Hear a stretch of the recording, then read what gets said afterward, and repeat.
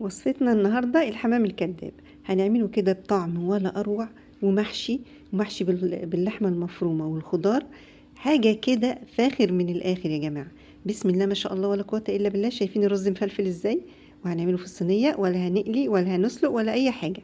عندنا هنا كده بصلتين مفرومين فرم ناعم، نزلنا عليهم بالتوابل، بابريكا مدخنة، ونزلنا بفلفل وملح، فلفل اسود وملح، و7 بهارات او 10 بهارات، معلقتين كبار من دبس الرمان، ومعلقه كبيره من الملح، وهنقلب كويس قوي بالشكل دوت. هنبتدي بقى نحط كمان شويه من الصويا صوص، يعني نقطتين كده، مش هكتر علشان اللحم بتاع افخاذ الدجاج بتاعتي ما تبقاش غامقه. جبت بقى هنا، طبعا كنت جايبه الافخاذ الدجاج دي بتتجاب من عند الفرارجي. بتقولي له عايزه اوراق حمام كداب، بيخليها لك بالشكل دوت. وكمان بيقولوا له خلي الدبوس اللي تحت زي ما هو. انا كان عندي النوعين، اللي مفتوح اللي هو مفيهوش الدبوس مفتوح، وده. هوريكي الاتنين هنعملهم ازاي. اللهم صل وسلم وبارك على سيدنا محمد صلى الله عليه وسلم. بدأت افتحهم، افتح ايوه كده بالشكل ده. افتح الحتت اللي هي السميكة شوية بالسكينة، بحيث ان انا افرد اللحم بالشكل دوت يبقى سلس معايا. تبلتهم. دي الاوراق اللي هي من غير الدبوس، اللي هي الدبوس فيها مفتوح يا جماعة. دي انا تبلتهم وهخليهم لوصفة تانية خالص، هعملها في وقت تاني، وهخليهم على جنب. هنبتدي نعمل بنفس الطريقة اهي، مفرودة تمام، مش مكلكعة معايا ولا اي حاجة. عملت كله، تبلت كل الدجاج بتاعي بالشكل ده. هركنه بقى على جنب. عندي هنا بصلة، وكان عندي لحمة مفرومة معصجة، حطيتها كده مع البصلة. حطيت البسلة والجزر شوية كده، من شوية البسلة والجزر احنا كنا عاملينهم مع بعض، بسم الله ما شاء الله مفرزينها تحفة. عندي بقى الصينية اللي هعمل فيها الأوراق. بدأت إن أنا أحط بصل وبطاطس، أي حاجة أنت عايزة، أي خضار.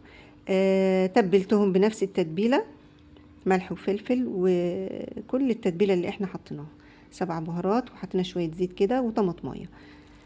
جيت هنا بقى للخضار بتاعي، كنت حطيته على النار، استوى معايا نص سوا. وهبدأ ان انا احط نص كيلو من الرز. هسيبه على نار هاديه. وطبعا الميه يا جماعه ما تكونش زياده، الميه هتكون زي ما انتوا شفتوا كده، مش معديه الرز خالص، بحيث ان انا هسويه 3/4 سوا، مش هسويه خالص علشان ما يعجنش معايا. بدات ان هو بدا يستوي معايا كده 3/4 سوا، شلته من على النار، وبدات احشي بالشكل ده. وهعمل بقى ايه، هسد الاوراق بتاعتي بالشكل ده بالخله الخشب زي ما انتوا شايفين.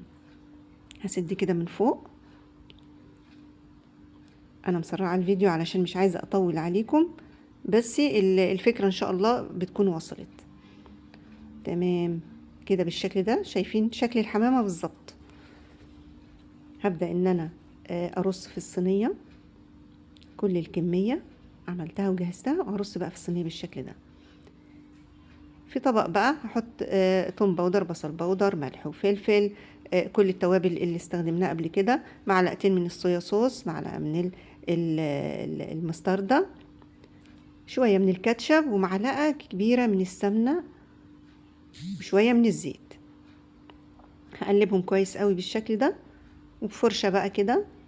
وهبدأ ان انا ادهن الوش بالشكل ده.